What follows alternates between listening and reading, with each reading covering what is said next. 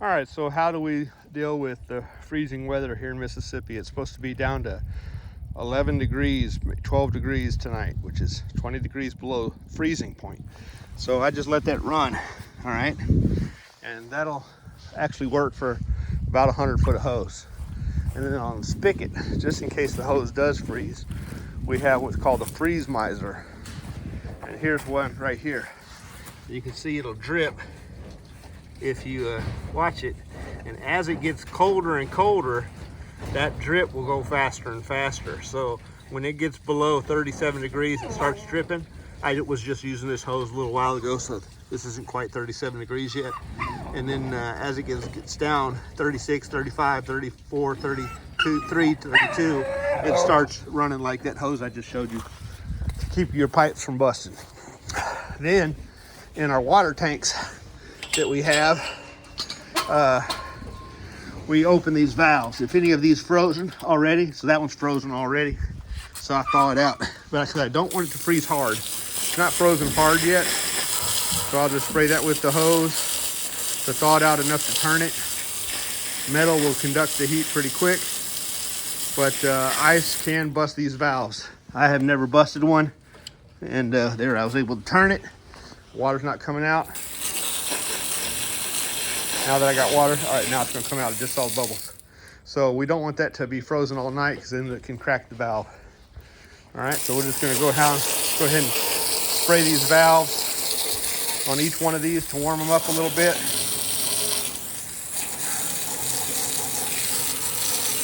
And then we'll turn them on, drain the tank. That one's not running yet. That one's not running yet. And that one's not running yet. We'll spray the water in it. When you're watching the tank, you'll see the water come up. Now it's gonna start running. It just started bubbling. So it's gonna run now. Let it run like that. You don't want these to freeze hard because if it's solid ice in there, that's not gonna thaw out that quickly. So we are out here and we will drain these tanks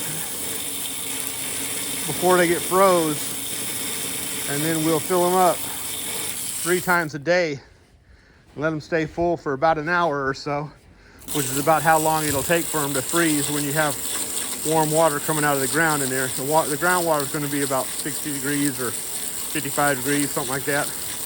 And it's going to take a little while for it to get down to the freezing point. So we'll let it sit in there for an hour, then we'll drain it, and we'll do that 3 times a day. So that way the dogs stay hydrated. You know, some people use an automatic water system. If you're farther up north, I'm not exactly sure how you're gonna do it, because here in Mississippi, we don't get cold weather like this very often. Just a couple days of the year, maybe at worst case scenario, a couple weeks. And I've got 18 of these tanks in this kennel. We have another 9 over there in the other kennel. So I have a total of 27 of these tanks. Actually, 2 of my kennels have 2 of them because they're puppy kennels. We want to make sure the puppies always have plenty of water. So we have a total of 29 of these tanks in operation. I've got 4 more kennels that were being made, but I never finished. They were kind of like overflow for puppies and whatnot. And if I use those, that'll give me a total of 33 tanks that I have to do this with 3 times a day. So that's, you know, basically 100, 99, you know, want to be technical, tanks that we have to deal with 3 times, you know, 33 3 times a day.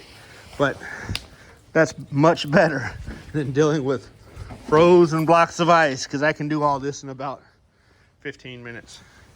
And frozen blocks of ice would take a couple of hours. So even 15 minutes 3 times a day is still less than an hour.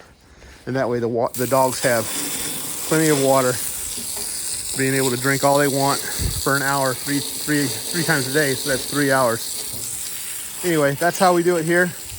These tanks are very nice. You got to add these valves to them. By the time you're done, each one of these tanks with the tank and the mounting hardware and the valves and whatnot, it's pretty close to $100 each one.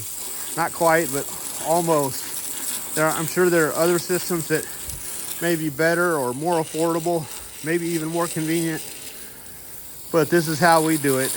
And the reason I do it like this is because I wanted something that I could bolt to the kennels.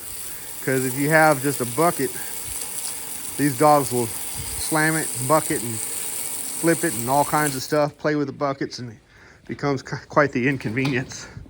And so anyway, that's how we do it here at American Sentinel K9. You can see I can hit that with my foot. Works pretty well. That was thawed out now. And then there you go, that one's thawed out.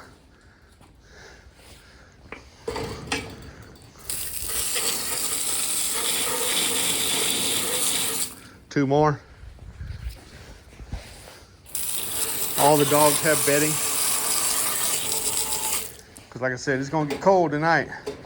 And while we have American Sentinels and American Pit Bull Terriers that are, you know, not Arctic region dogs, but they are actually, the big ones are actually good down to freezing, no problem without even any bedding. Some of the dogs won't even be sleeping in the dog house when it gets to freezing, but when it gets down to 20 or 10, yeah, they'll get in the dog house most likely. And so if they're going to get in the dog house, I want them to have bedding and stay warm. So signing out, Lee Robinson. Oh, let me show you the other hose connection that we have. I like to keep this hose running just like I did on that other one, so it doesn't freeze. And I don't want any loops like that where it's off the ground, because then it'll be cold on top and bottom. So I want it laying straight on the concrete, and I'll pull this around. So let me take that down there.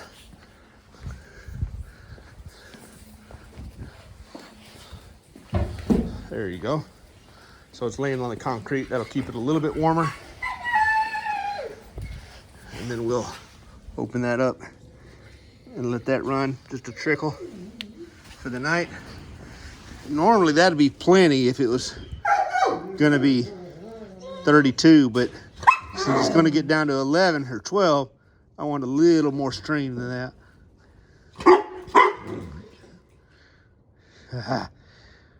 I don't want to waste a bunch of water. That ought to be good right there. But if it does freeze, it's not gonna kill anything. It's just the hose, because the hose will stretch. Get the hose far enough away from the kennels that the dogs can't reach it. And then we'll show you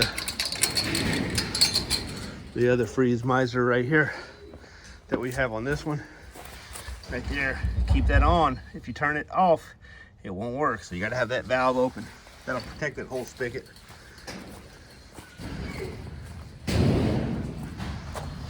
And here's this one.